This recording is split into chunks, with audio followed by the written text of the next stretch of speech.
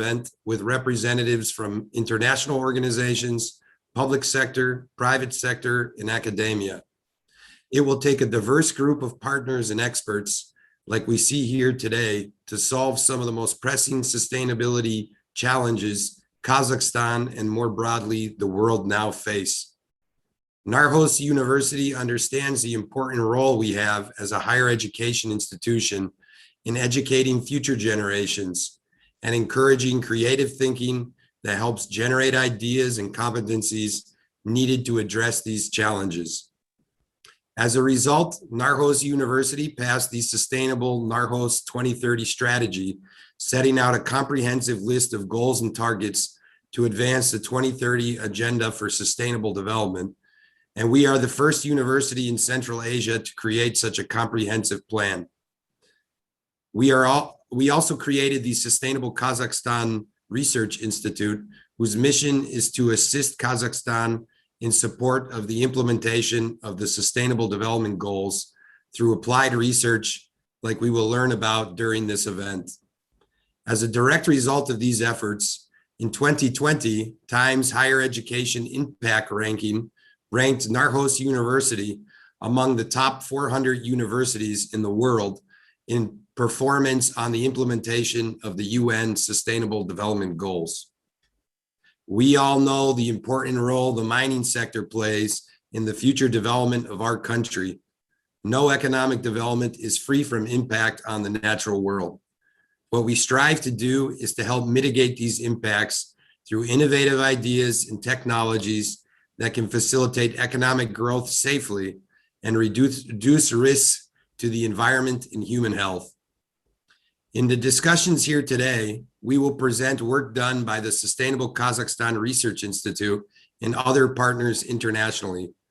I hope that it results in new ideas and the spread of innovative solutions to mining industry waste in Kazakhstan and more broadly Central Asia that will help contribute to the sustainable future we all hope for and want for our children. I wish you a fruitful and enjoyable discussion today. Thank you, Brandon. Уважаемые коллеги, действительно мы горды тем, что университет Нархос уделяет огромное внимание вопросам устойчивого развития, вопросам экологии, и сегодняшнее мероприятие тому дает серьезное подтверждение. Я рад передать слово нашему первому спикеру. Это сотрудник по вопросам окружающей среды при Европейской экономической комиссии, Организации Объединенных Наций, Клаудия Камке. Claudia, thank you for joining us. You can start. Thank you. Just to let you know, there was no English interpretation, but it's fine. Thanks. So I'm sharing my presentation. Yeah, we see. Great. Just trying to. All right. Is that the right view? Or do you see the notes? I think you see the notes. Right. All right. So good morning, everyone, or good afternoon, actually. For me, it's morning. I would like to talk a little bit about strengthening mine tailing safety and governance in the UNECE region, and in particular in Central Asia, through the UNECE Industrial Accidents Convention. And for those of you who do not know the convention so well, it is in force since 2000, and it has currently 41 parties in the UNECE region. To date, in Central Asia, there's only one party, and that is Kazakhstan. However, we are working closely with all other Central Asian countries under the Convention's Assistance and Cooperation Program. The convention is designed to protect people and the environment against industrial accidents, and it has a particular focus on a transboundary cooperation in the prevention, preparedness, and response to industrial accidents. And among others, the convention also covers, as part of its scope, mine tailings, or tailings management facilities, and it also covers so-called NATEC events, so accidents which were technological accidents which were triggered by natural disasters or natural hazards. And under the convention, we developed back in 2008 safety guidelines and good practices for tailings management facilities. Those have been endorsed by the parties to the convention, and on the to facilitate the practical implementation of these guidelines and good practices on the ground, the German Environment Agency developed a checklist methodology, and this is comprised of 3 parts. The first part is a tailings hazard index, which recently has been or further developed into a tailings risk index. The second part of it is a checklist, which contains several questionnaires for operators to apply at a tailings management facility, and then to basically identify deficiencies in the safety of their TMF. And then the third part is a measure catalog, which then helps the operator to select concrete measures to overcome the deficiencies identified before. And the application of this methodology and the safety guidelines from UNECE, they have also been recently put forward in a decision on strengthening mine tailing safety, which was taken by the parties to the UNECE Industrial Accidents Convention in December 2020. And among others, this decision or UNECE countries agreed to use and implement the safety guidelines and the TMF methodology to improve also interinstitutional coordination on strengthening industrial safety and in particular mine tailing safety, to review the legislation and policies on mine tailing safety against available international good practices, also the safety guidelines, and also to, increase efforts to strengthen tailing safety in view of more extreme weather events due to climate change. And the safety guidelines and the TMF methodology, they have been successfully applied throughout the region, also in the Danube Delta, for example, on the Caucasus, but also in Central Asia and among others in Kazakhstan. And this resulted in the development of an inventory and a map of 121 tailings management facilities in a project funded by Switzerland. Also, we implemented a similar project in the Secretariat with Swiss funding, and this resulted in the development of an inventory and a map of 13 tailings management facilities in Tajikistan. In addition, we looked into which tailings management facilities could potentially cause transboundary effects because they are located close to the border or because they are located close to a transboundary river or within a river, transboundary river basin. And this resulted in the identification of 7 tailings management facilities in Kazakhstan and 4 in Tajikistan, which could actually have transboundary effects. Okay, there's an issue here, but on the left side, you should also see an overview of the range of the tailings hazard index, which was applied in Kazakhstan and Tajikistan. So there are, and I'll read it out now, high level of high level, let's say, of hazard has been identified in Kazakhstan for 18 tailings management facilities and in Tajikistan for 2. There's also a medium hazard that we identified for 61 tailings facilities in Kazakhstan and 6 in Tajikistan, and a rather lower level in 42 TMFs in Kazakhstan and 3 in Tajikistan. Ah, okay, now it comes. Yeah, that's what I was trying to read out to you. And as part of these two projects in Kazakhstan and in Tajikistan, which I mentioned before, we also conducted on-site trainings. In 2009, we went to Altuntai town in Kazakhstan to apply the tailings management facilities checklist practically on the ground. And it was also a sub-regional training because Kyrgyzstan and Tajikistan also joined. And the results of this training are also covered in a dedicated report. Most recently, we did the same in Tajikistan. It was a little bit different because we are now living in COVID times and we had to redesign the event into a partly online and a partly face-to-face event. But actually it went surprisingly well. And we are also about to prepare a report on this, which will soon become available. As part of these two projects that I mentioned, a sub-regional workshop on strengthening Mindtailing safety was organized, and it was held in November 2019 in Almaty, the last event to which we traveled actually.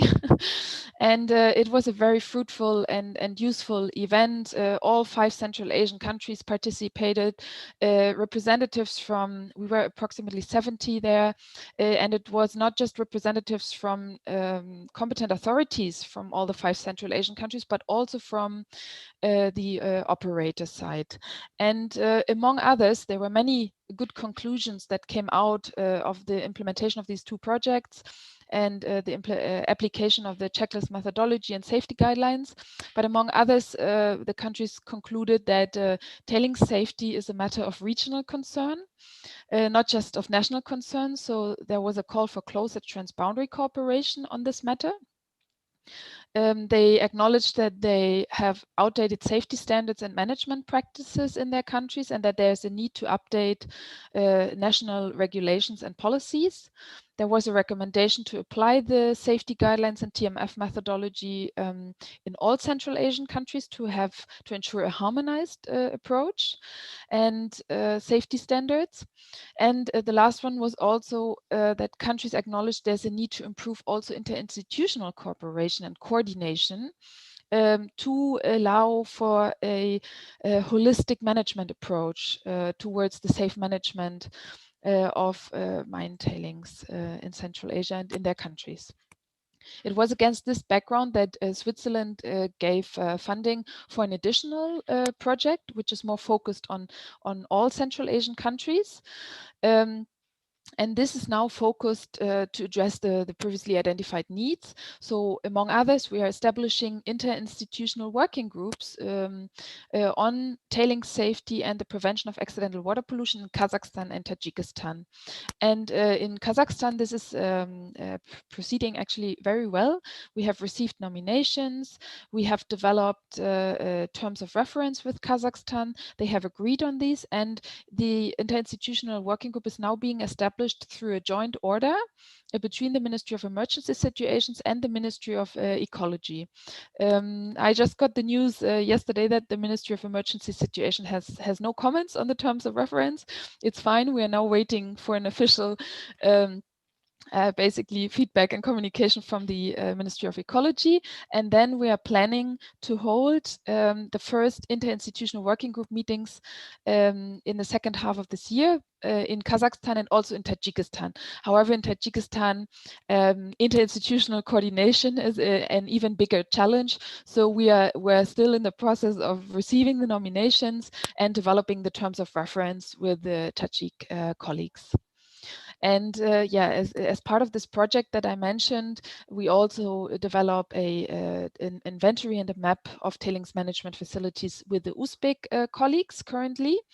The countries have actually updated their self-assessments and action plans under the convention to integrate tailings risks and also NATEC risks into that, and they will be now finalized, and we will monitor the implementation of these concrete actions throughout the rest of the implementation of the project, and also among others at the sub-regional workshop on strengthening mine tailing safety, which is planned for next year.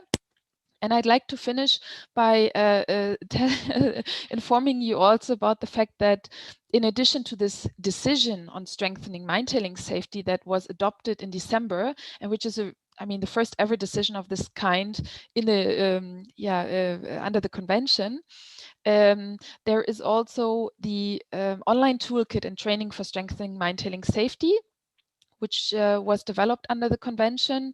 Most recently, it provides a practical training and a 3-step approach you can take it anywhere from the world. Of course, it's a little bit of work and you need to be self-motivated, but especially during COVID times, this is very useful. There's a training video, and the toolkit itself is also available in English and Russian.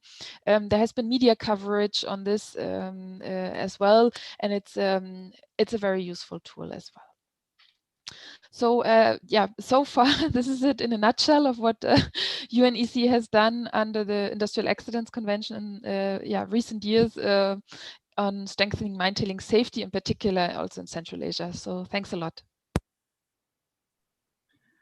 Спасибо. Thank you, Claudia, for your interesting and comprehensive report. Огромное, конечно, спасибо не только за доклад, но и за проделанную работу, потому что если не вы, то кто? Кто расскажет министерству, кто расскажет заинтересованным сторонам об угрозах, о вариантах, возможностях? И мы надеемся, они вам все-таки ответят. Какая-то обратная реакция будет. Спасибо большое, и я хотел бы передать слово нашему следующему спикеру, Жанату Егесинову, руководителю управления черной металлургии и угольной промышленности Министерства индустрии и инфраструктурного развития Республики Казахстан. Да, Жанат, Добрый день, уважаемые коллеги. Позвольте вначале поздравить вас с таким прекрасным началом. Значит, как правило, университет Нархоз всегда готовил и в советское время, и в нынешнее время в суверенном Казахстане специалистов для экономической отрасли всего производства. И я рад, что при Нархозе, открылся и работает исследовательский институт «Устойчивый Казахстан». Прекрасно, что вы делаете большую работу, и мы, безусловно, ожидаем результаты этих исследований, каковы они будут, насколько они будут применимы для всех отраслей производства, в том числе для горнодобывающей отрасли, для угольной отрасли. И мы уверены, что ваши международные разработки, результаты эти, будут использованы и будут иметь практическое применение. Теперь, позвольте кратко, сказать о горнодобывающей промышленности страны. Ну, горнодобывающая промышленность, если вам известно, вносит значительный вклад в развитие экономики Казахстана. Доля металлургии и горнодобывающей промышленности в валовом внутреннем продукте Казахстана составляет 14%. А если брать, в общем, в обрабатывающей промышленности, тогда доля металлургии составляет 46,5%. Здесь, можно выделить цветную металлургию. Доля цветной металлургии составляет порядка 31%, и черной металлургии порядка 16%. Мы считаем, что эти показатели, безусловно, являются важными и определяющими национальной экономики. Конечно же, мы прекрасно понимаем, что горнодобывающая промышленность оказывает существенное влияние на окружающую среду и на здоровье населения. Поэтому, сейчас в добывающей отрасли принимается ряд таких мер, которые минимизируют последствия, экологическую нагрузку на окружающую среду, включая защиту, земли, воду и воздуха, И в этом отношении, Комитет индустриального развития, в частности, Управление черной металлургии и угольной промышленности, всегда мы открыты для изучения, для поддержки новых инновационных подходов, новых проектов.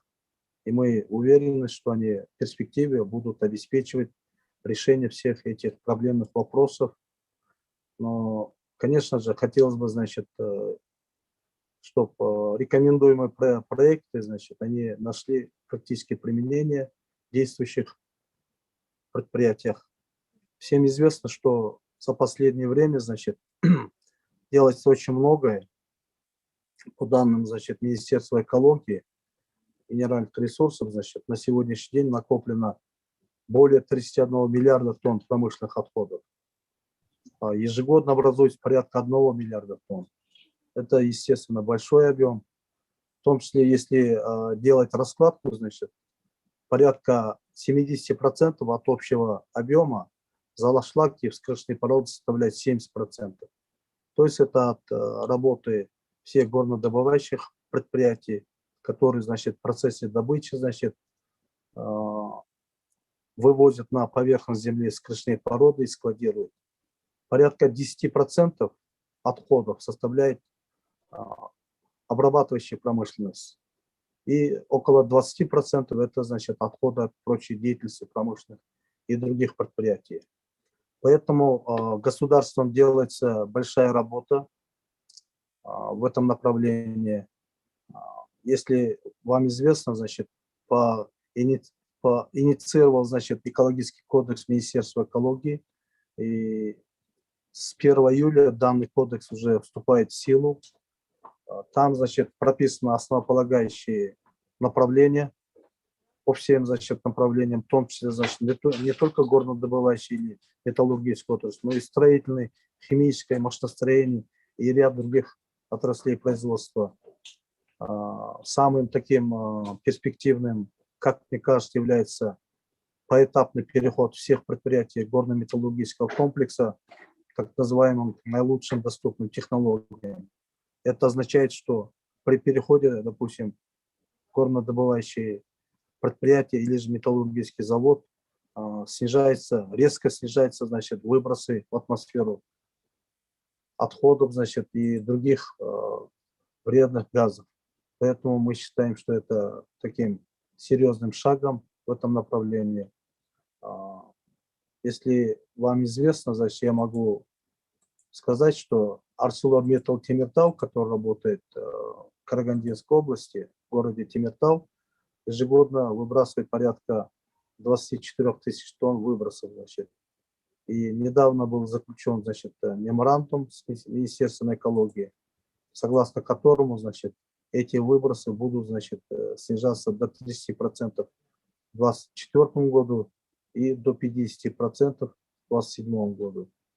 То есть я только привел пример, значит, в отношении только одного предприятия. Такие меры, значит, принимаются и в отношении других предприятий.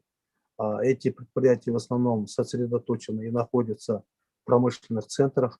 Это, значит, Центральный Казахстан, Жезказганский регион, Карагандинский регион, Восточно-Казахстанская область, это Усть-Каменогорск, Зыряновск. В Западном Казахстане это Актюбинск и в других регионах страны. Поэтому я уверен, что сама тематика, значит, конференции укрепления безопасности сахарохранения в Казахстане это на сегодняшний день актуальная тема, и мы надеемся, что все эти результаты будут использованы и будут находить применение.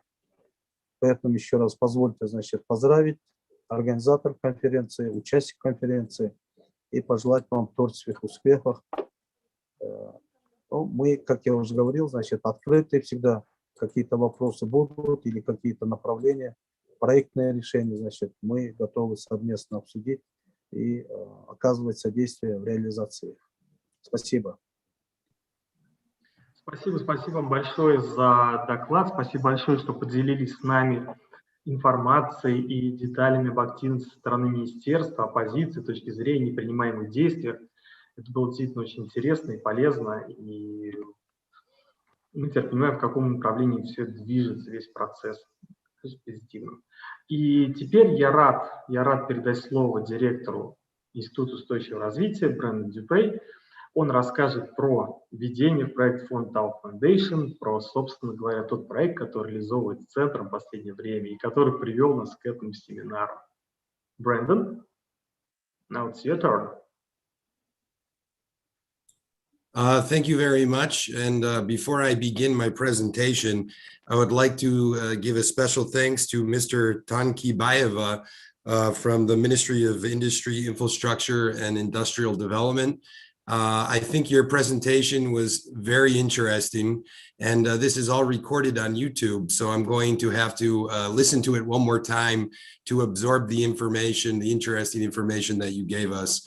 Thank you very much for all the good work you do with the ministry and for sharing your time with us. It's very much appreciated, and I hope that you will find the work that we've done interesting and useful.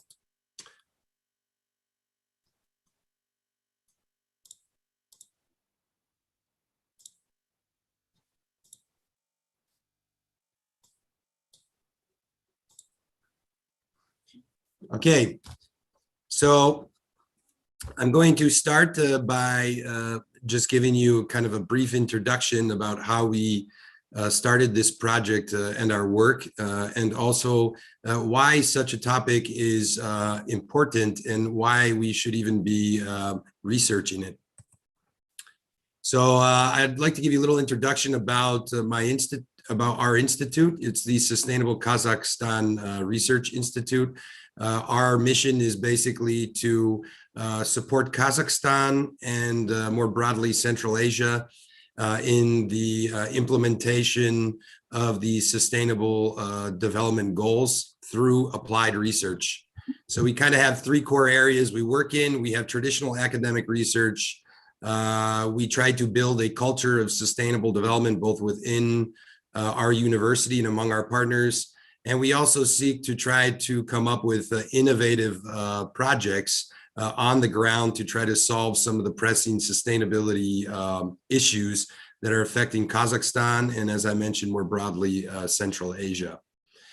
Again, we are Applied Research Institute. This is very important because if you look at some of the global problems we have in relation to sustainable development, such as mining waste, problems with climate change, and the list goes on, we need to really think about how we can take research and apply it to try to solve some of these real world challenges that we face. And so we seek to basically bridge the gap between science and practice.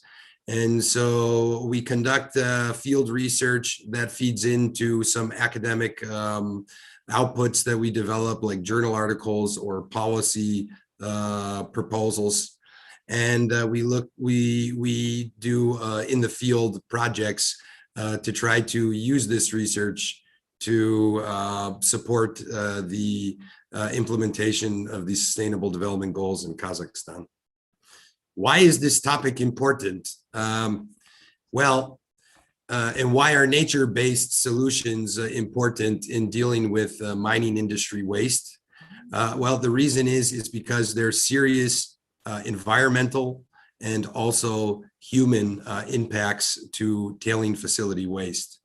And so just to give a few statistics that I think probably we all know, but it's interesting to again review them, is that diseases such as strokes, heart disease, lung cancer, both acute and chronic respiratory diseases are related to air pollution. Ambient air pollution is estimated to kill about 4 million people worldwide. 58% of those deaths is from heart disease and stroke, 18% due to chronic and acute respiratory system infections, and 6% due to lung cancer. PM10, which is a particle size, a particulate matter 10, can penetrate and lodge deep into the lungs.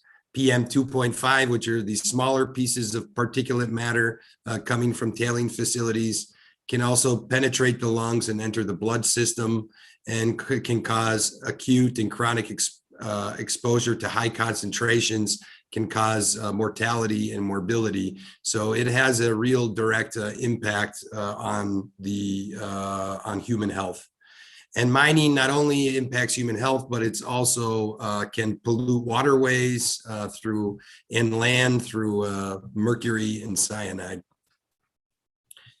And why we decided to research this is because dealing with the dust coming from tailing facilities, first off, is costly. It's very costly. Here you can see a breakdown of the costs.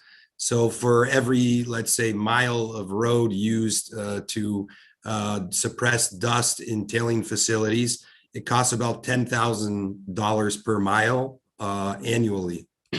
And depending on what you're using, if you're using calcium chloride, it's $11,000 annually. And you can imagine over the life cycle of a tailing facility or tailing dump can be 20 years, for instance, depending. So the costs add up, and it's quite expensive for the mining companies.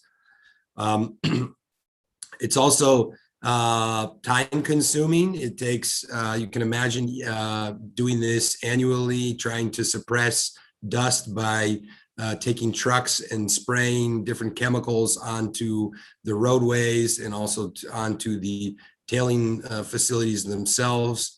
And finally, there's also environmental impacts of using these suppression technologies. So chlorides that are used in dust suppression can leach from road surfaces easily. They're corrosive to metal. They hurt vegetative growth. And the change in the chemistry can also change the chemistry of nearby soils, which actually further hurt local vegetation. And it's also toxic to aquatic life. So it's costly, it's time consuming, it's not really that effective, and it also has a very big environmental impact.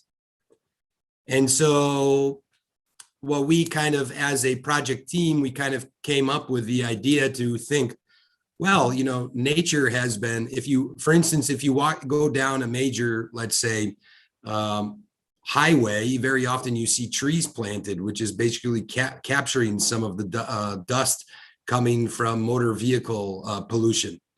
Or if you go into a city center, very often you see trees planted, and you feel when you're walking down the street that you have cleaner air to breathe because the trees are capturing this dust.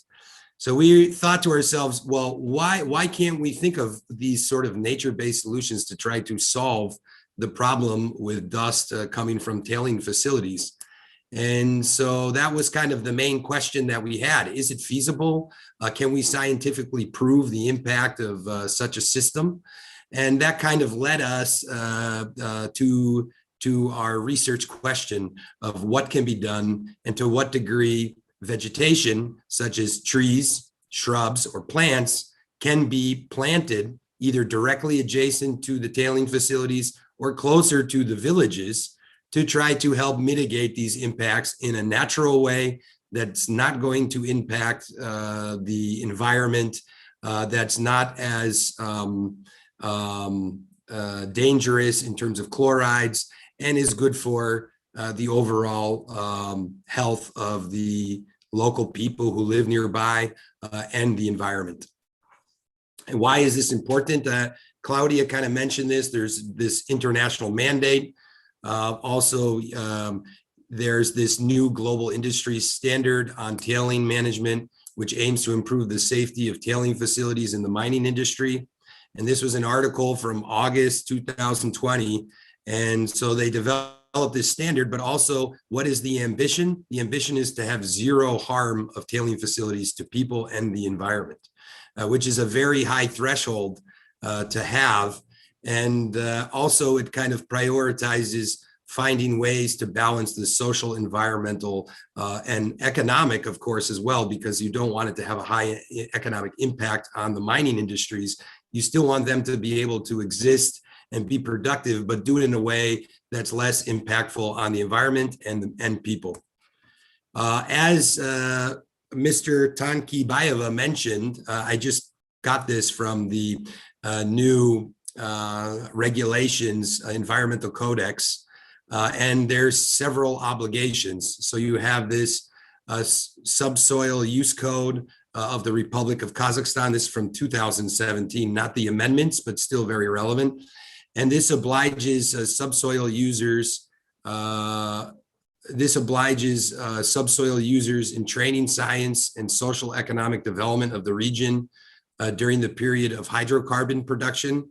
And basically what they have to do is companies need to give 1% of their total profit annually to invest in different types of research, which are trying to find innovative ways to deal with mining industry waste. And so as a company, it's also a win-win situation if you have different innovative technologies hopefully more nature-based, because as I mentioned, they're less impactful on the environment and human health, then it's a win-win situation, because it's less costly than using these more invasive interventions to try to deal with the waste, and they have to do it in any case. So why not? You also have this, he was mentioning the new environmental codex of the Republic of Kazakhstan. I just copy pasted part of it, which I found to be important. And Mr. Tankibayeva mentioned this specifically, is that there's this article on best available technologies, and that mining companies need to prioritize these best available practices and technologies, and do it through openness and transparency of process of developing guides of best practice techniques on the participation and parity of interests of all stakeholders.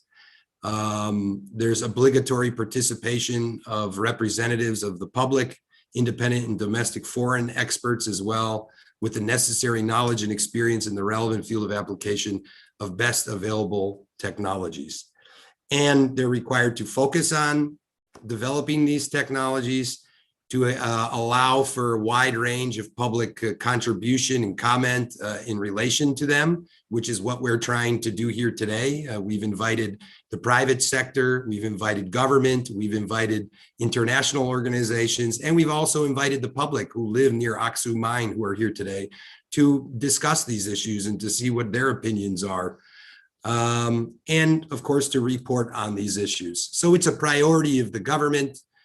It's helping reduce the impact on the environment and human health. And so it's a very important and relevant topic to get into with our research. So now I'm just going to talk to you very briefly because our next speaker will go more into detail on the mine itself. And the speaker afterwards will go through our modeling results. And then after that, we will hear about these international best practice of nature-based solutions by the Tao engineering firm. So it will be covered very deeply. I will just go in general into our project. So what did we do first? We did a comprehensive literature review. We looked at best practices, how phytocapture has been developed internationally.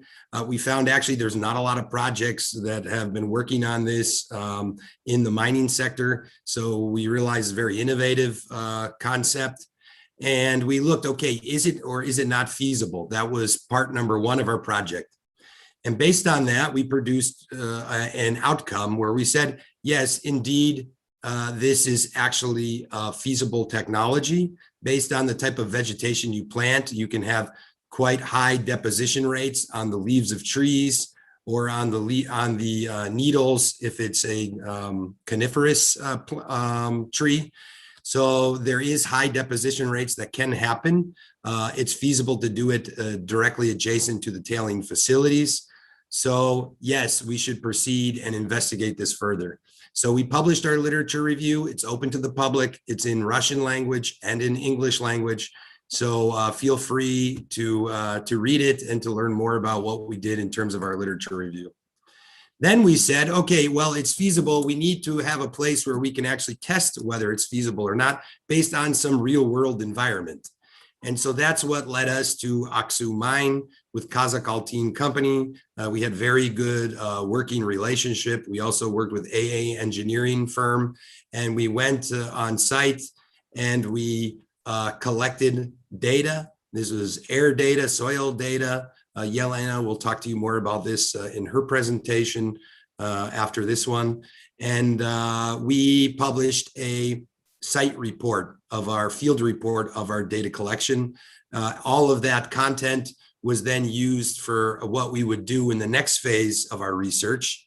And again, this is the site report is in Russian and English and is open to the public, and they can read about the work that we did. The final part was to take that data that we collected, either through the environmental impact assessment reports for Aksu mine or through our on the field data collection that we did, was to model all this data using a scientific software called Envimet in order to prove that scientifically this can be done and scientifically, what percentage of effectiveness would we have in deploying this barrier based on different scenarios? What types of native vegetation to use, how high the trees or vegetation need to be, how low they need to be, to what degree do they have to be close to together or farther apart, whether you have one layer of trees and then vegetation and then trees and vegetation, and how to do this using all these different scenarios in order to scientifically measure what would be the maximum result we could achieve in terms of dust suppression at Aksu mine. And what is the next steps for our work is that we would like, and we've been in discussion with Kazakh Altino Mas to deploy this barrier at Aksu mine. This hasn't been finally decided yet, but we're in discussions about developing a contract with them to be able to do such. And we would like to try to use this technique in other mines, not only in Kazakhstan, but regionally or even globally. Why not? Reaching out to different mining companies, seeing whether they'd be interested in testing the feasibility and doing so.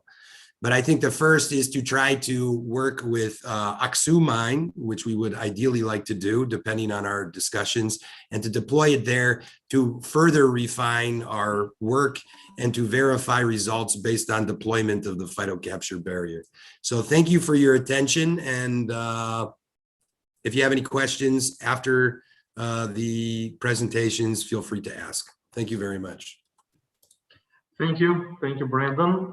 Спасибо за такой достаточно большой и подробный доклад. И я, честно скажу, с большим интересом передаю слово нашему следующему спикеру Елене Шведовой, главному экологу ТО Engineering Group, расскажет про технические характеристики рудника Аксу и совместно работу с университетом Нархоз и Tailings Engineering.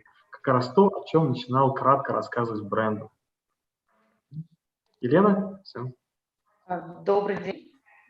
Спасибо за то, что разрешили представить меня. Да, Елена Шведова, главный эколог Engineering Group. Я бы хотела рассказать вам сегодня о нашем участии в этом проекте, потому что не совсем понятно, да, что инженеринговая компания делает в данном проекте. Вообще расскажу изначально о том, чем занимается наша компания.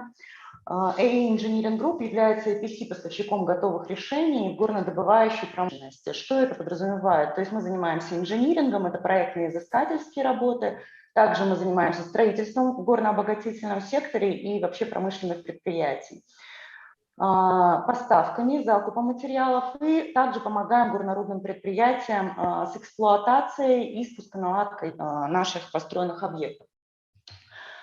У нас есть филиалы, то есть образовано предприятие было в Республике Казахстан, сейчас у нас есть филиал в Киргизской Республике. И в 2016-2018 году, как некоторые из вас знают, мы осуществили реализацию проекта по строительству одного из наиболее крупных в СНГ проектов по доизвлечению золота из лежалых отходов горного производства, как это называется в Казахстане, техногенное минеральное образование. Сделано это было на рудниках Аксу, Бестюбе и Желунгет. Было построено 3 фабрики. Эти техногенные минеральные образования были образованы в результате деятельности предыдущей АО ГМК Казахалтын. Где расположено это предприятие? Это Северный Казахстан, северный регион, да, Акмолинская область у нас, 17 километров от города Степногорск. Вот с правой стороны вы видите красной стрелкой показано само хвостохранилище в нижней, в южной части, да, у нас оно расположено от поселка и от города Степногорск, оно находится примерно на удалении 17 километров.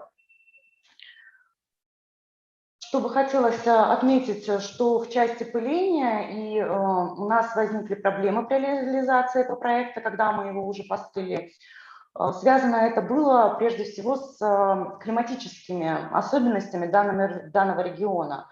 В районе поселка Аксу резкий континентальный сухой климат. Весна характеризуется сухой, ветреной, устойчивой погодой с высокими дневными температурами воздуха и ночными заморозками.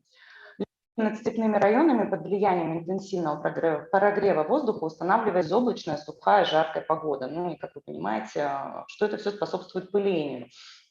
Заморозки у нас достигают минус 25 градусов Цельсия. Климатические особенности мы исследовали данного участка, так как они также непосредственно имеют значение для будущего проекта, о котором мы сейчас расскажем, для нашего исследования, потому влияют на жизнеспособность растений и на их приживаемость.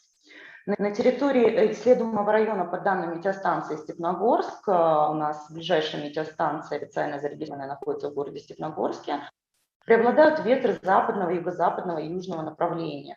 С левой стороны представлена общая усредненная роза ветров за, получается, 5-летний период. С правой стороны посезонно мы разложили эту розу ветров, потому что у нас есть разница. Зимой дуют у нас северное, северо-восточное направление, и в летнее время года у нас юго-запад, снижается ветра. Как я говорила, на построенном нами в Аксу заводе, который перерабатывает, то есть предполагалось проектом 4 года отработки лежалых хвостов, и должно быть работано 8,4 миллиона тонн этих лежалых хвостов. Соответственно, в летнее время, то есть важность этих хвостов проектная, которая была установлена по лабораторным исследованиям, составляла 15%. Но, как вы понимаете, под влиянием такого резкого континентального климата, засушливого лета, частых штормовых ветров в регионе, у нас возникла проблема с пылением. И что еще хотелось бы отметить, вот на картинке вы видите поселок Аксу, он находится на прям прилегающей территории, это 200 метров. То есть ситуация сложилась исторически, потому что этот поселок был образован с 1920 года, он был заложен как геологическая партия, и дальше как бы люди обосновались, жили, и уже этому поселку порядка 100 лет. Люди живут, у них капитальные дома, и так сложилась вот эта вот ситуация с близким расположением горно-рудного предприятия и поселка. И наше производство, оно вызвало социальный резонанс в поселке, то есть было очень много возмущений, у предприятия начались проблемы. Мы, как социально ответственная компания, совместно с заказчиком искали пути решения. Да, что было рассмотрено в качестве пути решения? Рассматривались дождевальные установки, ну, помимо обычного, используемого на всех горнорудных предприятиях, это пылеоросительных машин, которые ездят, поливают дороги, поливают хвостохранилища. Мы рассматривали систему дождевых установок, но они были не очень эффективны в связи с тем, что они забивались мелкодисперсной пылью.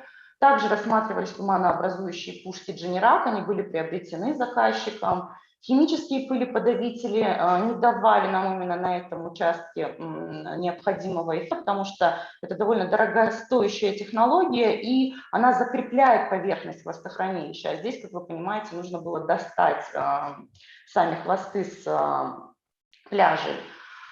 И также, вот, получается, к нам вышел университет Нархоз. Мы предложили, в свою очередь, Казахалтыну поучаствовать в этом, посмотреть, что из этого получится, как биологический метод. Это создание фитовегетационных барьеров из древесно-кустарниковых полос для, получается, между поселком, хвостохранилищем, и рассмотреть, какие участки наиболее подойдут для того, чтобы быть, эффективно создать природный барьер, который поможет снизить пыление.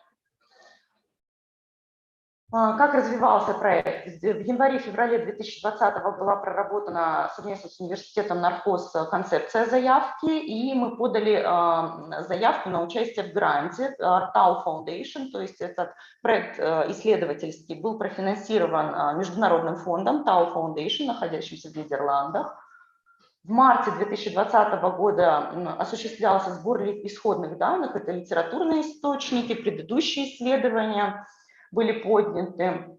В июне-сентябре 2020 года был подписан трехсторонний договор о научном сотрудничестве между ЭИ Engineering Group, университетом Нархоз и АО ГМК Казахалтын. В результате чего мы осуществили в сентябре месяце полевой выезд, как упоминал Брэндон, на сам участок АТУ с целью обследования, отбора проб и сбора фотоматериала, проб почв. В январе-мае этого года мы занимались поиском подходящей модели. Также после меня докладчик представит ее результаты. что в результате моделирования получилось не совсем то, что, например, мы предполагали, как мы ожидали, какие нам были посоветованы типы растительности, ее расположение. Был подготовлен на 3 отчета всего за процесс исследования: по литературному обследованию, по полевому выезду, и последний отчет был подготовлен по моделированию. И сейчас мы рады вам предоставить результаты нашего исследования. Что было важно, да, для того, чтобы понимать вообще, жизнеспособен ли наш проект, подходит ли создание таких барьеров, возможно ли это на участке Аксу. Нам важно было понимать как климатические условия, как я говорила, так и водные ресурсы, и исходную растительность, и качество почв. Какой тип растительности наиболее предпочтительно будет выбрать, достаточно ли будет воды, чтобы она прижилась. Поэтому исследовались подземные и поверхностные воды, мы литературные источники поднимали. Регион у нас богат подземными водами, они выходят на поверхность ледников, небольших озер. Первый неограниченный водоносный горизонт встречается на глубине 20 метров от поверхности. И также, что здесь характерно, это в результате многолетней добычи, как многие знают, кто работает с горнодобывающими предприятиями, образуются депрессионные воронки, то есть вода двигается в определенном направлении, уже техногенно измененном. Воды очень жесткие, pH воды бывает кислый, но чаще близок к нейтральному. Общее направление стока под северо-восточное, гидравлический уклон 0,2076. В регионе недалеко от поселка правит мелководная степная река Аксу. Это 2 километра примерно от исследуемого участка, которая впадает в восточное озеро Алтай-Сор. Объем среднегодового стока этой реки составляет 7,5 миллионов кубических метров. Русло слагается водной цепью Карасу. Это болотистые впадины, заросшие камышом. Растительность на исходном участке представлена комплексом степных кустарниковых, солонцовых, солонцеватых, луговых сообществ, водораздела малых холмов. На рассматриваемой территории доминирует сообщество полынно-овсянотравной и ковыльной степи, то есть это у нас растут, получается, злаковые, растет полынь. И что можно еще сказать, что встречаются у нас на холмах сосновые боры, вкрапленные равнины, ну, то есть лесистость присутствует, да. Почвы темно-каштановые, суглинистые в основном, в сочетании с щебенистыми солонцеватыми почвами. Общая толщина гумусового горизонта достигает 40 сантиметров, в некоторых местах в среднем 18-20 сантиметров. Механический состав их разнообразен. Почвы склонны к эрозионным процессам. Образованные на аллювиальных отложениях коренных пород, они отличаются грубой скелетной текстурой, преобладают глинистые и тяжелоглинистые сорта. На речных долинах встречаются маломощные темно-каштановые почвы легкой текстуры, это легкие глины с успеси. Район характеризуется смешанным направлением хозяйства, это сельскохозяйственным, животноводческим. Пахотных земель относительно мало, они встречаются в этих районах, приуроченных менее засоленным почвам. Значительные различия в почвенно-растительном покрове региона связаны с неоднородностью материнских пород и одинаковой степенью увлажнения территории в отдельных ее частях.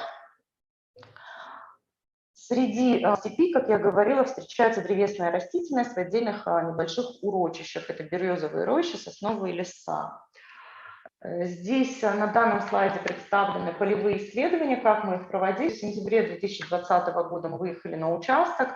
Было отобрано порядка в 10 местах, мы отбирали воздух, исследовали, использовалась прибор Касселла, который позволяет взять пыль частицами 2,5 и размером 10 миллимикрон.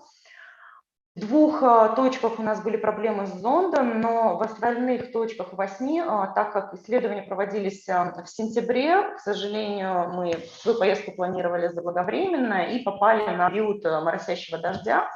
То есть давления сильного не было, мы минимальные значения поймали, это от 0 до 0,15 миллиграмм на метр кубе при норме ПДК 0,16 и 0,50 миллиграмм на метр кубический соответственно.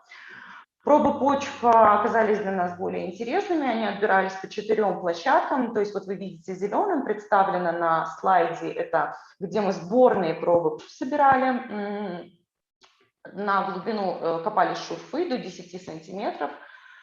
Содержание крупной, средней, мелкой пыли и листой фракции увеличивалось глубиной профиля. Перенос мелких фракций в последующие слои почвы приводит к первоначальному процессу формирования более уплотненного или горизонта, что характерно для зональных почв.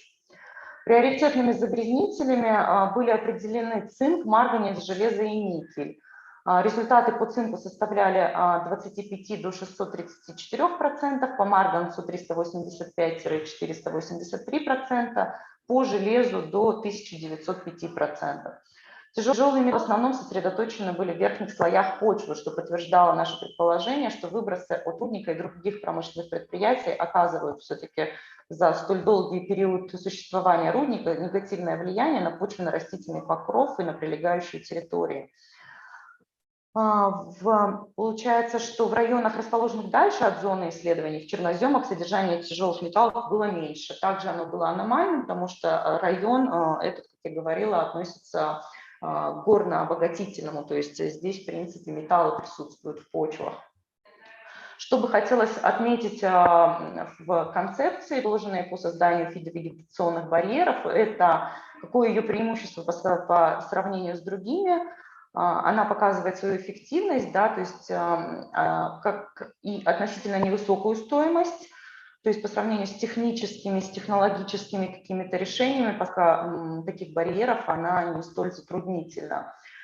Влияние данных барьеров осуществляется как на качество воздуха, пыли, вот, которую мы рассматривали в частности, также есть положительный эффект в части парниковых газов, потому что деревья у нас поглощают, да, парниковые газы. И также отмечено улучшение качества почв. Это ряд исследований проводился, кроме нашего исследования, и предотвращаются эрозионные процессы. Создание таких барьеров оно отвечает законодательным требованиям Республики Казахстан по озеленению санитарной защитной зоны. У нас есть такое требование, как нам для первой категории нужно 40% санитарной защитной зоны озеленять, для второй категории 50%. Вот. Ну и как упоминалось, в соответствии с новым экологическим кодексом, создание новых наилучших доступных технологий. И данные барьеры, они как бы эффективны для будущих поколений и также будут работать при рекультивационных работах на объекте, так как любое горное производство в конце своего жизненного цикла должно подвергаться рекультивации. И эти работы по озеленению, они будут уже как бы на будущее компании положительным эффектом обладать, что меньше количество биологической рекультивации придется проводить компании. И данная концепция, она применима для различных отраслей, для различных предприятий, как в Казахстане, как упоминал Брэндон, так и может быть по миру применена. Хочу благодарить вас за внимание.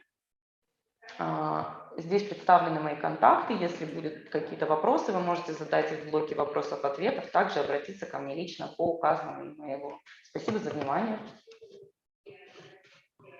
Спасибо большое, Елена. Это было очень интересно. Как раз практический кейс, то, чего мы, в общем-то, как правило, и ищем. Соприкосновение теории и практики, соприкосновение науки и реально каких-то задач, решения реальных задач. А сейчас я буду рад передать слово нашему следующему спикеру Хамеду Шерифи, ассоциированному преподавателю университета Нархоз, эксперту по моделированию качества воздуха. И я уверен, он поделится с нами интересными результатами моделирования этого качества. Хамед, вам слово.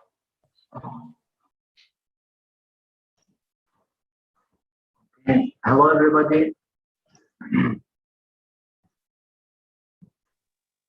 My name is Hamid. I'm a senior researcher at the Research Institute of Petroleum Industry and a member of Chemical and Aerosol Research Team at Nazarbayev University, and also an associated faculty at Sustainable Kazakhstan Research.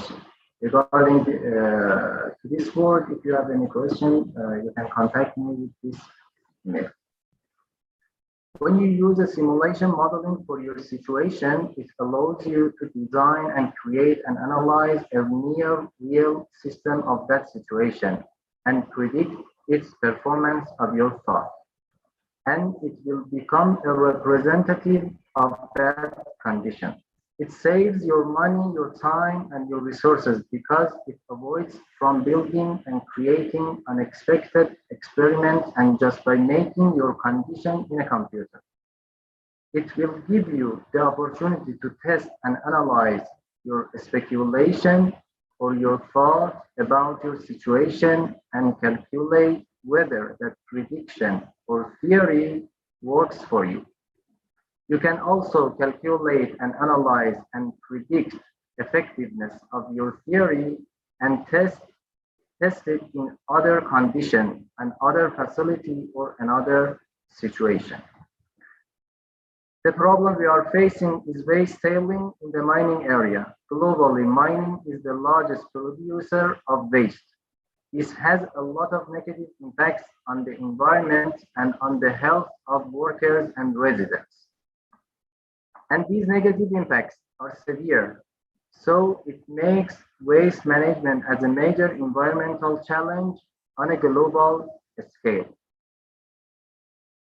One of the solutions to improve air quality is using vegetation barrier. Positive effects on air quality through filtration of polluted air are often mentioned in many articles. Urban vegetation is currently popular in terms of improving the ecosystem. Also, it is reported a reduction between 15% and 16% in concentration for various pollutants for using vegetation barrier along the open road. Vegetation barrier can change microclimate of that area by changing the wind system and direction, and also filtration the air by deposition of pollution on the vegetation. So several studies say that using vegetation is effective. The question is that whether using vegetation barrier can be effective for mining area or it fails our understanding. This presentation shows you that using vegetation also can be effective on the mining area. To do so, we should find a software to simulate our case. After searching, we found a software called Envimet that can use the theory of CFD in various vegetation in different configurations. It has the complete ability to simulate environments from microclimate scale to local climate scale in any location.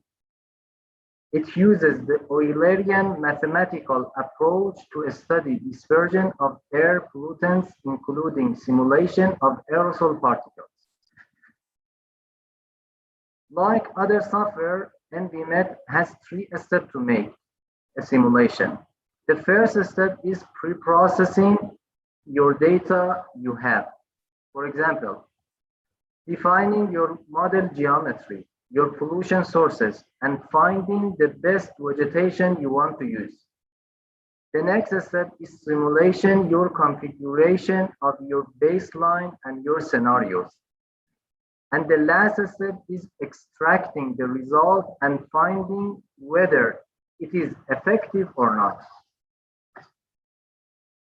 So the objective of this work is vegetation effectiveness in mining area, and the most important question would be how much feature capturing can be effective. Aksu mine has one of the largest tailing waste in the world, so it is a good place to test and analyze our theory. We divided our model area to north and south part of Aksu. This is the satellite image of Aksu area. We choose 4 pollution sources, 3 on the south part and 1 in the north part. Totally, they will emit about 5 million microgram per second dust into the air. The territory of the Aksu mine is in a slightly humid, moderately warm arbor climate zone. So for the vegetation part, we must choose trees in which they can grow up in that area. The vegetation we choose are field maple, ash tree, stone pine, 4-meter hedges, and 50-centimeter grass. This slide shows a schematic map of proposed planting design in one scenario that NDMet simulates. We use, for example, we use 6 rows of hedges, 3 maple, 1 ash tree, and grass at the end.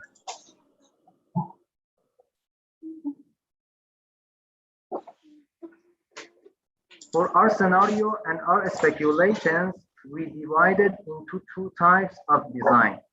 One design is putting vegetation near the sources, and one design is putting far from the sources for both and south part of Aksu mine. This slide shows the north part of Aksu. The red circle is the dust source area, and the green area is the vegetation barrier we want to simulate, its performance or its effectiveness. The left picture shows a barrier far from the source, and the right picture shows a barrier near the source. And this slide shows the south part of Aksu. So to check and test and analyze our theory, we will use a parameter called total deposed mass to calculate how much vegetation barrier can be effective. This parameter shows how much dust deposed on the leaf area of plants.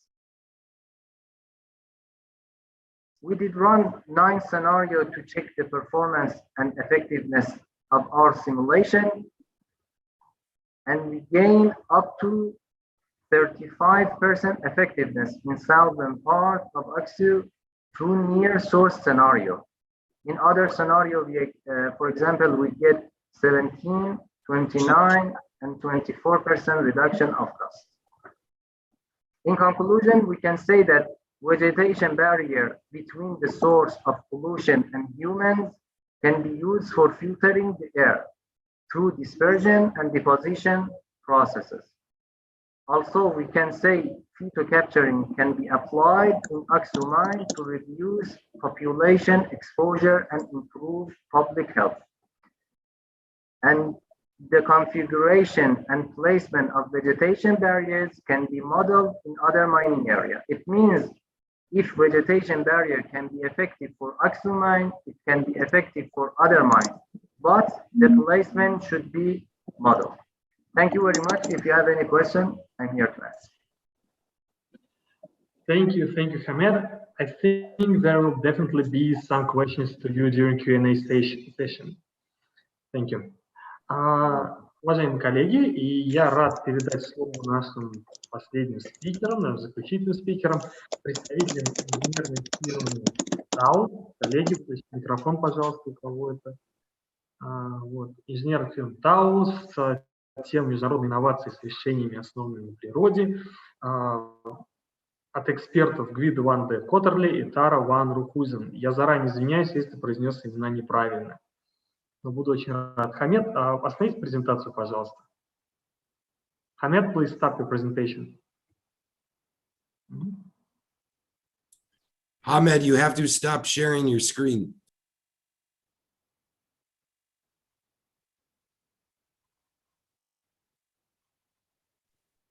Just looking. Okay.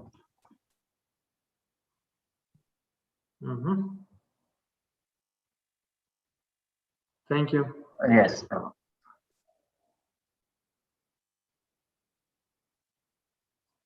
So, okay, our next speakers are here. Guida, Tara, are you here with us?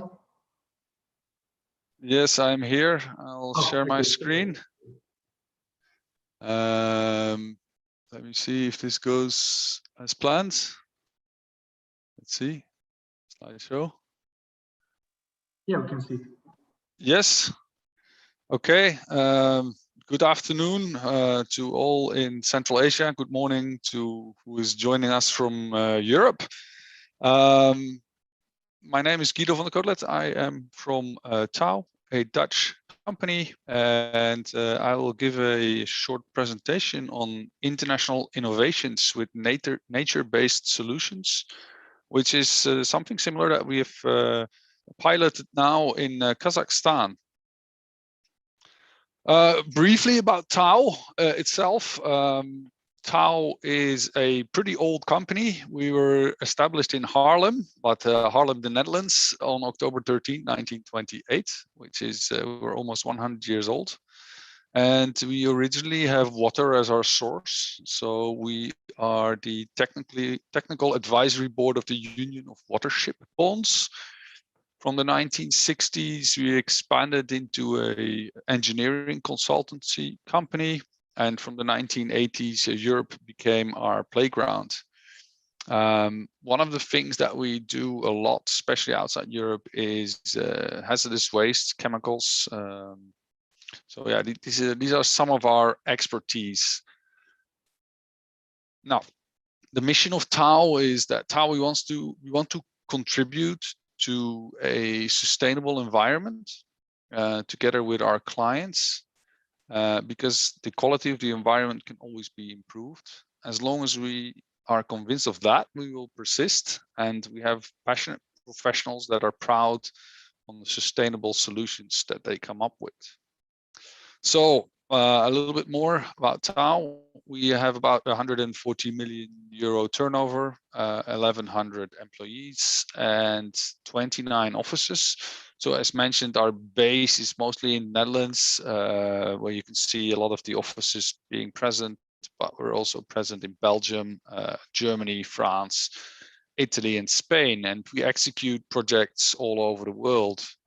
We've been working in Central Asia, in Tajikistan, Uzbekistan, Kyrgyzstan, but we've also worked the Caucasus, India, Southeast Asia, Caribbean, Africa, you name it, we go there. Now, some of the expertise that we have in company is compliance management, ecology, site development, environmental monitoring, infrastructure, soil and groundwater, climate adaptation, transactional services, and water treatment and safety.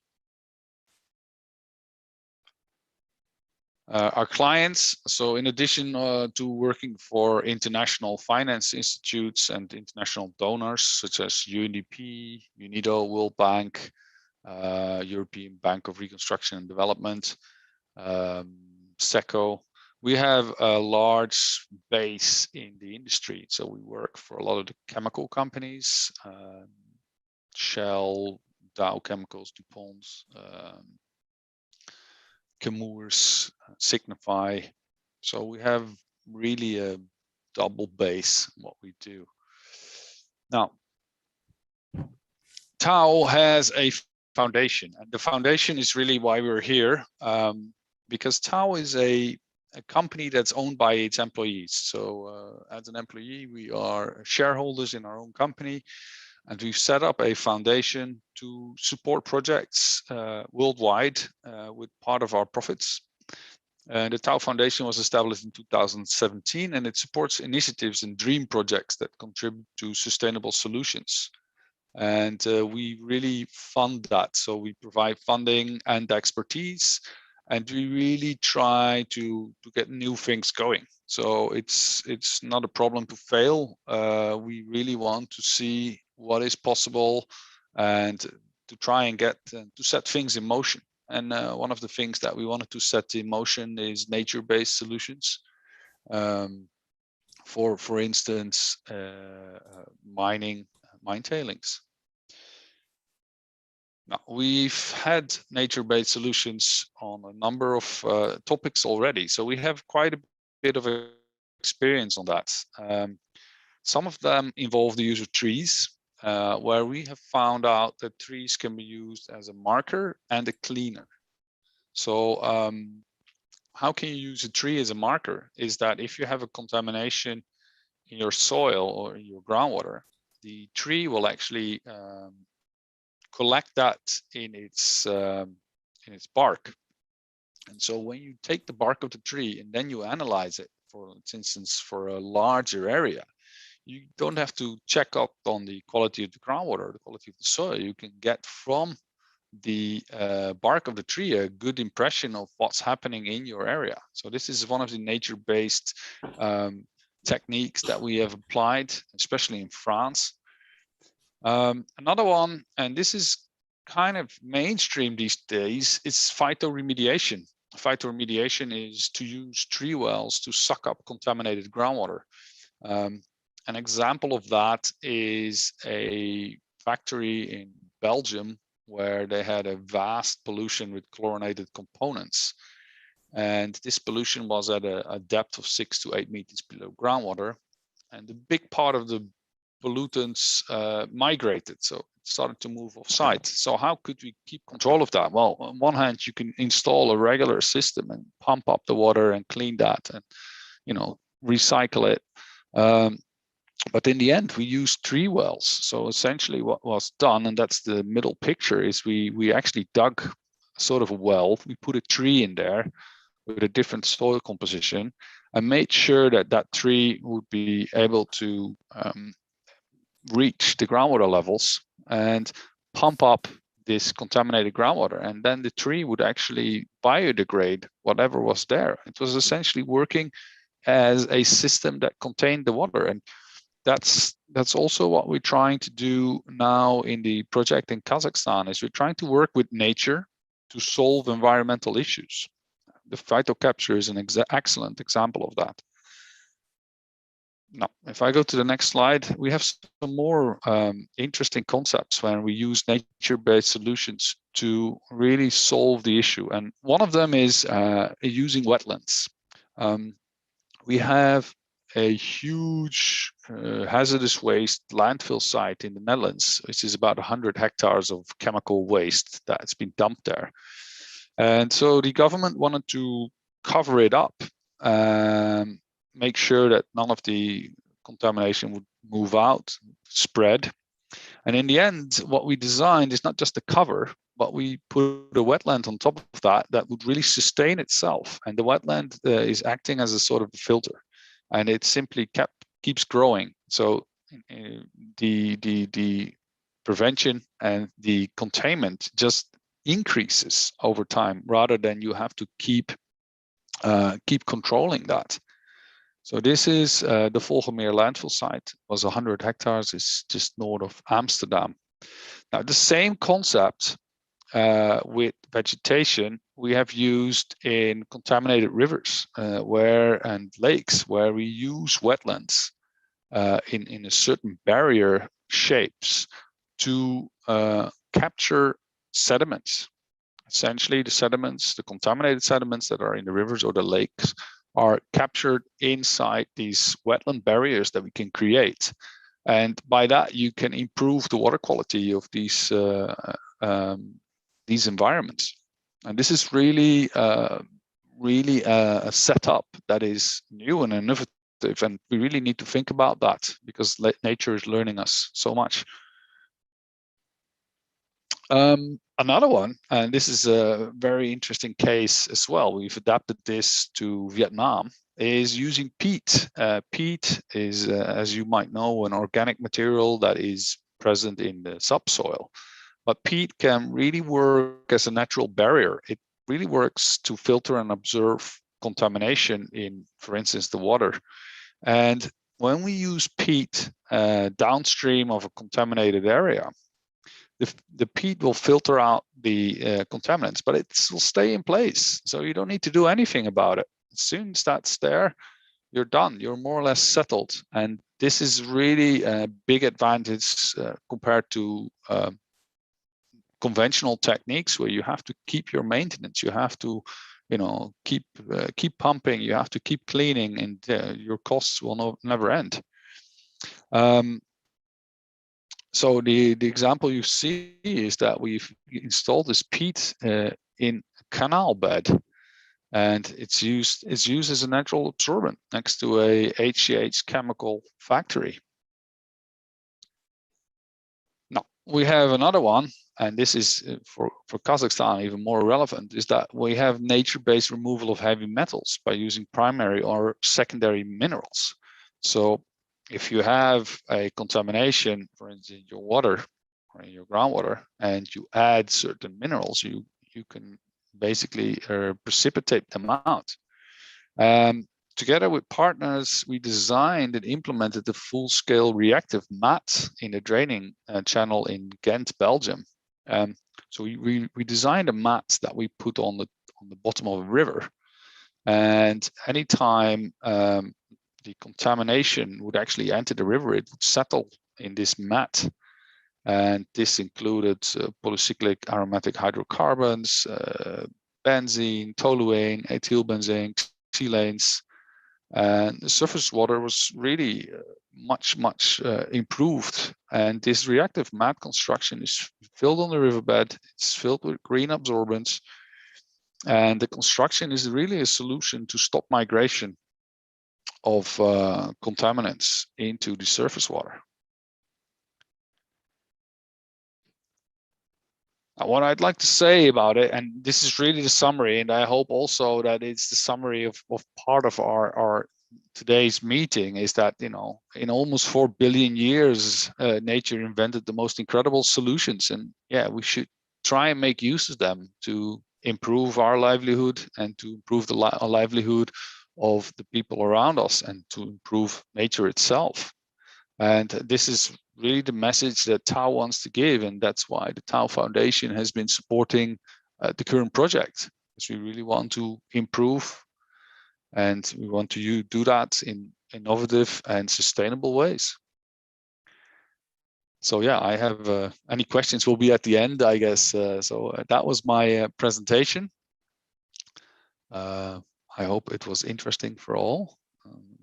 See if I can stop sharing my screen. Thank you, really. It was really interesting, such a hot topic, and you provided us such a unique details I have known about something like this before. So thank you for the presentation.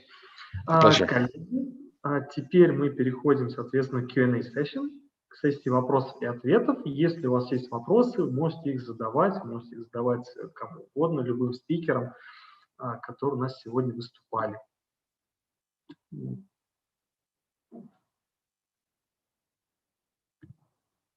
Если вопросов нету, то мне в личный чат вступило несколько вопросов, которые я с удовольствием задал бы нашим спикерам. Да, Григорий вот пишет, если у вас есть вопросы, вы можете его озвучить или прислать в чат. У меня не вопросы, прям выступления.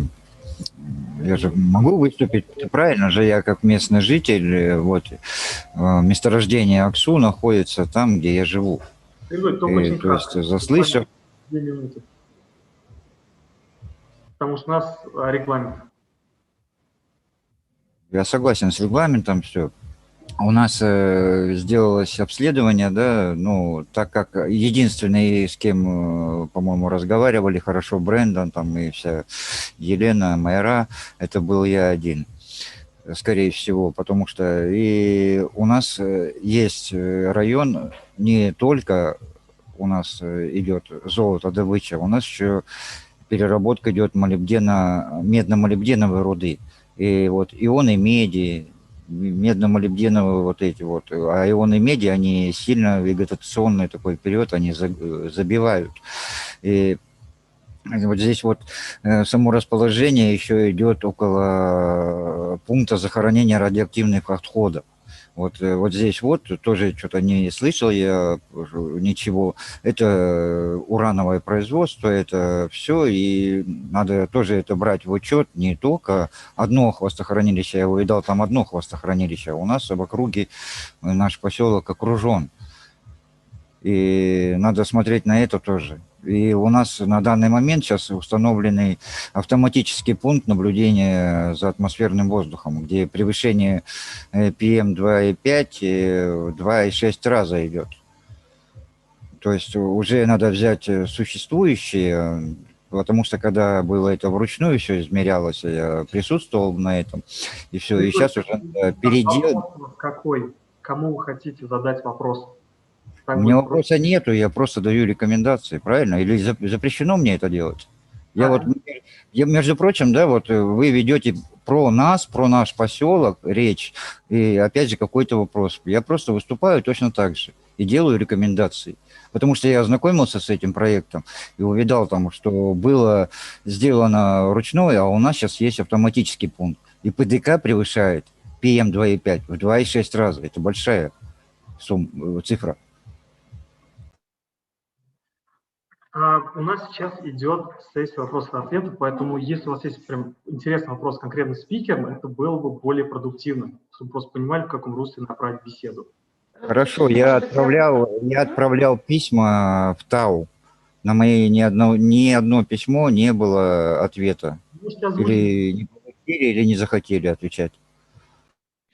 Хорошо, понятно. Разрешите, может быть, я поясню по поводу того, почему как бы были приняты у нас полевые данные, да, то есть у каждого проекта есть свой жизненный цикл, есть как бы сроки, в которые должен уложиться этот проект. В этом случае, когда мы с вами, Григорий, встречались, да, и когда проводили эти исследования, мы руководствовались уже намеченным планом, уже утвержденным, потому что заявка, как я говорила, в январе 2000 года у нас была подана в фонд ТАУ, мы получили финансирование с этого фонда, и уже как бы исследование двигалось. Поэтому мы применяли те утвержденные ранее методы, которые были согласованы как бы с фондом, согласованы с университетом Нархоз. Таким образом, да, мы, конечно, владеем сейчас информацией, в последующих своих каких-то исследованиях, в последующих работах будем учитывать наличие станции, но, опять же, пока она, я так понимаю, не является государственной метеорологической станцией, то есть она не государственная, это такой тоже спорный вопрос. По поводу наличия уранового рудника и других производств, я говорила, да, что регион у нас промышленный, мы это имеем в виду, но в этом случае исследование было сделано конкретно для золотодобывающего производства, но также исследовались все тяжелые металлы, и я по ним говорила, какие мы выявили превышения. В целом данный проект он будет позитивен как и с точки зрения очистки от металлов, поступивших в воздух от горного производства, так и от металлов, поступивших от медно-молибденового производства. Тут не делается сильной разницы. С точки зрения уранового производства, конечно, деревья не останавливают радиационный фон, да, мы это вынуждаем, и как бы наше исследование не нацелено на исследование влияния уранового производства. Спасибо. Спасибо. Хорошо, я получил несколько вопросов в чат и хотел бы их задать. И тут первый вопрос для Брэндона, точнее два вопроса. Brandon, I received two questions, but I will unite them in one for you. The first question, what will be the future from the project and how this project can be applied to the other mines? And the second part of the question is, what were some of the challenges in implementing this project and how did you overcome them? So the future and challenges. So thank you for that, Andre. The future, I see, hopefully we'll be able to cooperate with the mine to actually deploy this and to improve, at least to some slight degree, the quality of air in the village that Georgi lives in. So I hope that we'll have the opportunity to continue with this project and take the results to actually do something to improve the situation. Of course, just like anywhere, nothing is, I mean, there's no way to completely resolve the impacts of such activities. But what you can do is help try to mitigate it to some degree and improve the situation, at least by some percentage. And so that's what we would like to do, and we're interested in doing. The second is there's a national kind of mandate for that. As I said, this is written in the new environmental codex. It's mentioned that these best available technologies should be deployed and should be upscaled throughout Kazakhstan. And so I would like to, we would like to, the team, to try to continue to, not only with this particular concept, but in general, to encourage nature-based solutions to some of the mining industry challenges that are affecting the environment and also the citizens here in Kazakhstan. So I think that that's what I would like to see, is to try to continue with this and make a movement of nature-based solutions in Kazakhstan, and also continue with our work in the sector of phytocapture, because it's found to be effective. But the next step is to actually put this phytocapture barrier in practice, to actively measure and analyze that, and to see to what degree it actually works, not only with the modeling, but when these trees are actually planted and growing in the areas where we plan to have the capture. I think one of the challenges is trying to figure out the best way to go about it scientifically. So we had the idea, we had the concept, and then the question is, because it's a relatively new field, this phytocapture, and there hasn't been many projects in relation to this, is what software to use. You know, what's the best software that that we can use in order to do the modeling. Different wind conditions were also quite tricky, because, as you know, Kazakhstan is primarily covered in steppe, so there is a big dispersion of particulates coming from tailing ponds because of the high wind speed and dispersion issues. So we had to deal with that as well. I think the third is just getting the partners together and coming to a consensus on how to move forward with the project. But I think we were very lucky to have a great team. I couldn't ask for a better team, with AA Engineering, with Kazakh Altin Company, with Hito and Tao, and also with Hamed doing the modeling work. So I think we just were able to finally get the right team together to be able to have good results, and to make a positive impact in terms of understanding the usefulness and the ability of such technologies to be deployed at real life sites in Kazakhstan. Okay, thank you, Brandon, for the answer. Следующий вопрос для Елены. Но я думаю, Елена, в принципе, во время своей презентации уже так или иначе отвечала на этот вопрос, но тем не менее мы должны зачитать. Елена, вы здесь, да, с нами? Наверное, немножко нет. Да, я слушаю.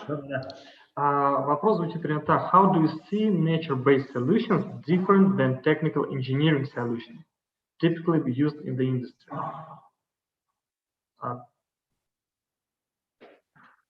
Вопрос ко мне, да? Да. Смотрите, возможно, Хамед отвечал, я не знаю, насколько было это доступно. То есть мы не говорим о том, что технические решения неправильные, это просто один из альтернативных путей по смягчению, потому что технические решения не всегда позволяют достигнуть стопроцентной эффективности. Как мы вот столкнулись на этом проекте, время, которое нужно для принятия технических решений, оно тоже играет значение, потому что это вложение денег, да, и как Хамед должен был подытожить, насколько я помню, мы в результате моделирования достигли порядка там 35% снижения пыления. То есть это не является панацеей, да, применения фитобарьеров, но это дополнительный инструмент, который может быть использован горнорудными компаниями для снижения пыления. Спасибо большое. И следующий вопрос, он, в общем, достаточно логично истекает из этого. Мы поговорили про разницу, и следующий вопрос, он звучит, я сразу переведу, про стоимость. Насколько nature-based solutions cheaper than engineered methods? Это вопрос ко всем.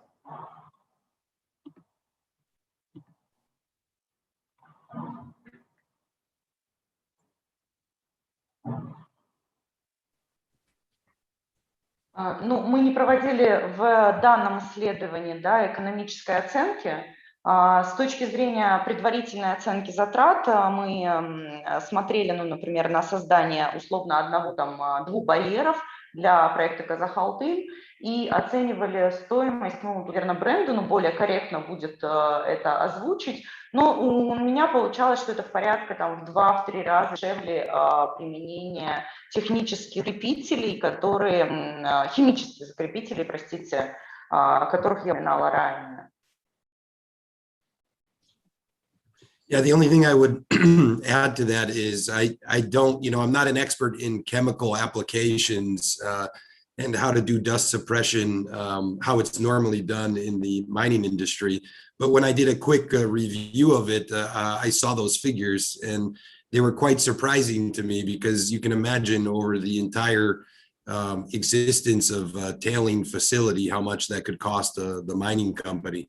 Actually, I have a question for Yelena as well, is how long do these tailing facilities usually like exist for? Like if you have a tailing facility, to how often before they're closed, how long do they exist, Yelena? For how many years? Я в своей презентации упоминала, что с 1920 года была георазведка, с 1932, насколько я помню, года АКСУ перешло к эксплуатации, к добыче. То есть лесохранилище существует более 70-80 лет. Okay, so you can imagine if it costs $10,000 to do 1 mile, 1 mile is like 1.6 kilometers. And if you do that in terms of dust suppression and it's $10,000 per year, and then multiply that by 60 or 70 years, you can see the difference rather than having a small project where you plant and take care of trees and then allow them to basically grow on their own. So it's quite a substantial cost reduction, I think.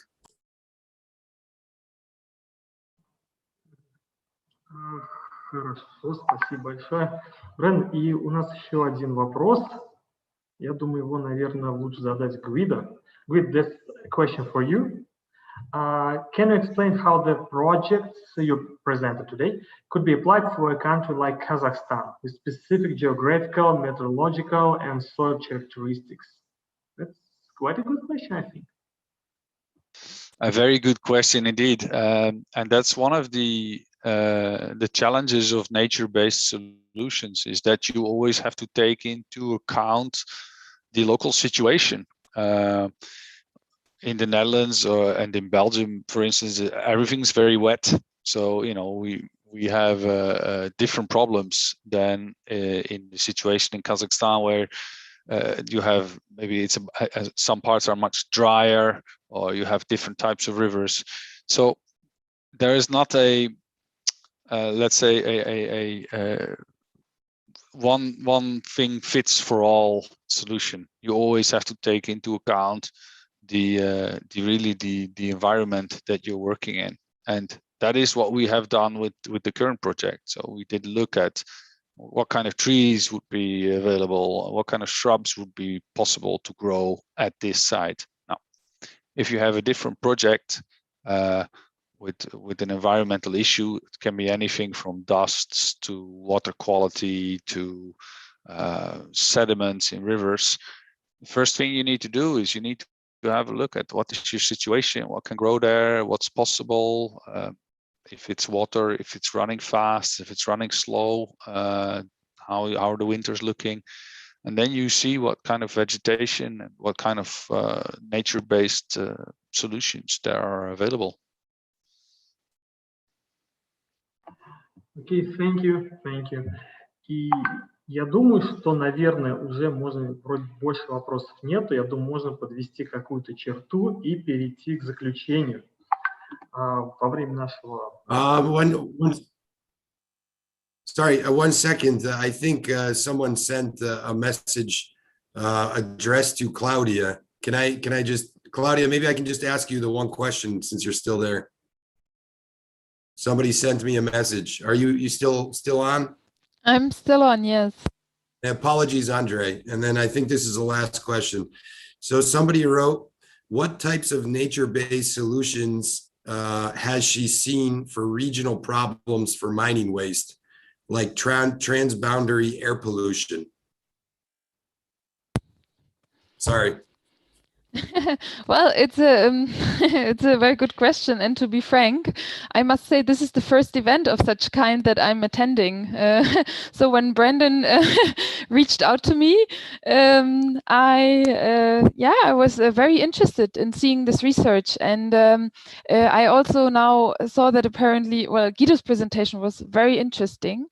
And I'm getting thoughts now to think, should we organize something at the UNECE level to exchange ideas on maybe good practices, innovative approaches in this area?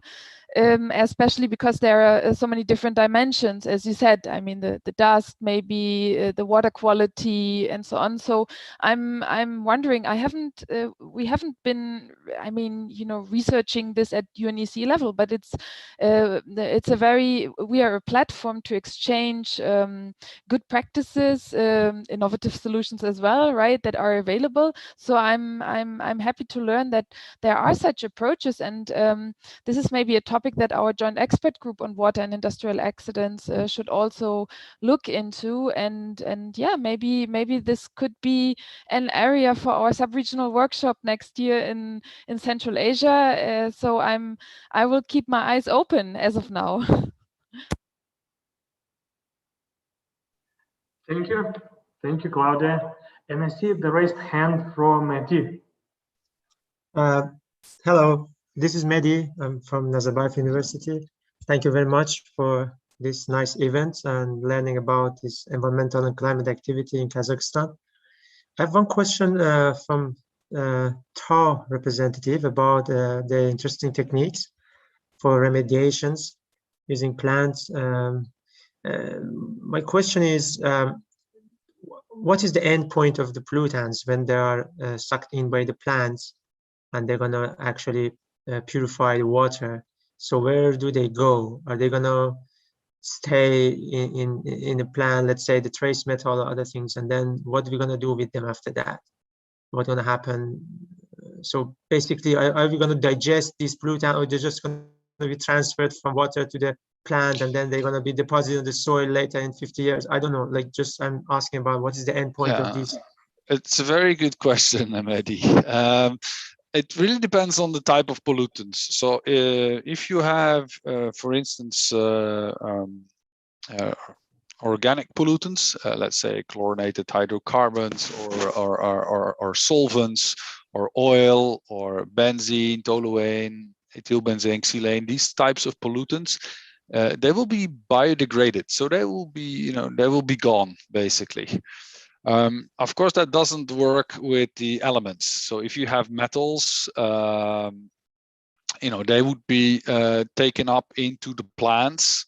And so what you need to figure out what you're going to do with those plants. For instance, if you have trees that suck up the metals, to say it briefly, yeah, you have to figure out, okay, then what are you going to do with the tree in the end? So it depends a bit on the pollutants, and what I say, if you have organic pollutants, organic chemicals, it tends to be biodegraded.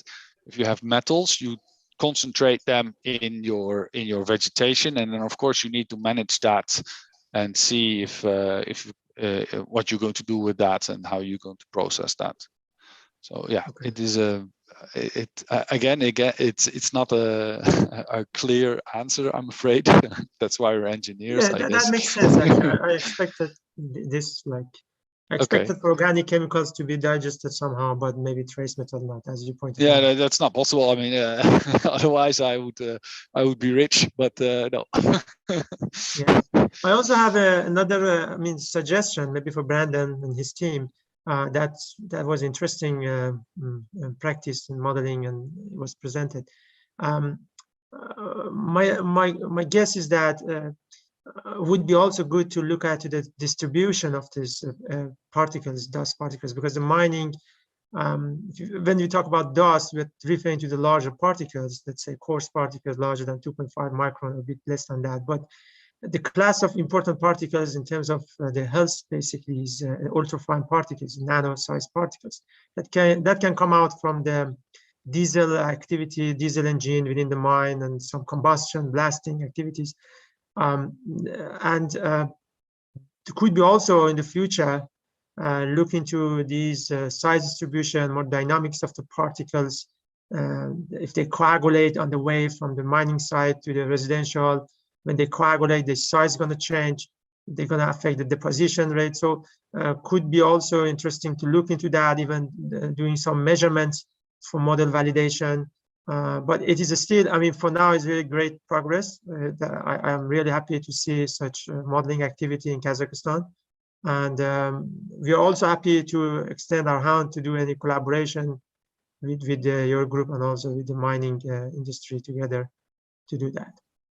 Yeah, thank you, Mehdi. Actually, Mehdi and I know each other. He's from Nazarbayev University, and I think maybe in the future, next week or at the beginning, like end of August, we can have another conversation and then talk about how we can maybe collaborate with you and your team, because I know that you have a lot of interesting technologies there at Nazarbayev University that can be useful. So we're always happy to collaborate at Narcos University, and thank you for that. We'll definitely take that into consideration, and I'll keep you updated on all the next steps that we plan with this project. Because as I mentioned, we're hoping that we will be cooperating with Aksu Mine to deploy it on site, but we haven't had anything confirmed yet, but the head of the mine is very much interested in that and said that he would like to continue discussions and to do it as quickly as possible. But of course, that agreement needs to be written and signed by both parties, which has not been done yet.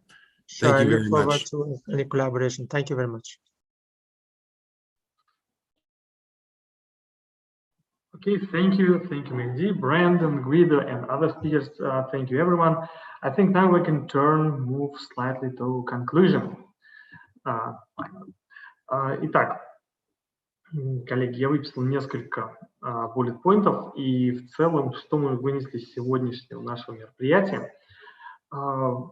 Во-первых, я хочу поблагодарить всех спикеров. Я хочу сказать им огромное спасибо за обсуждение такой важной темы. Мы поговорили с вами много о том, как решения, основанные на природе, могут достаточно доступно и по низкой стоимости решить самые сложные проблемы по защите природы, по защите окружающей среды и человеческого здоровья.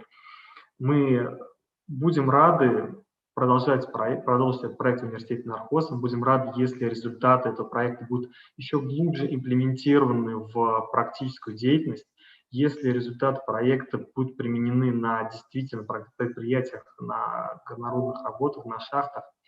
И более того, мы будем продолжать, и я надеюсь, вы будете продолжать вместе с нами, отправлять результаты исследований в государственные органы, чтобы они также принимали участие в обсуждениях, чтобы они также присоединялись к нашей работе, к нашим исследованиям и даже, скажем так, внедряли эти результаты в практическую деятельность, изменяли законодательство, изменяли требования и работали на благо улучшения окружающей среды и человеческого здоровья. На этом, наверное, все.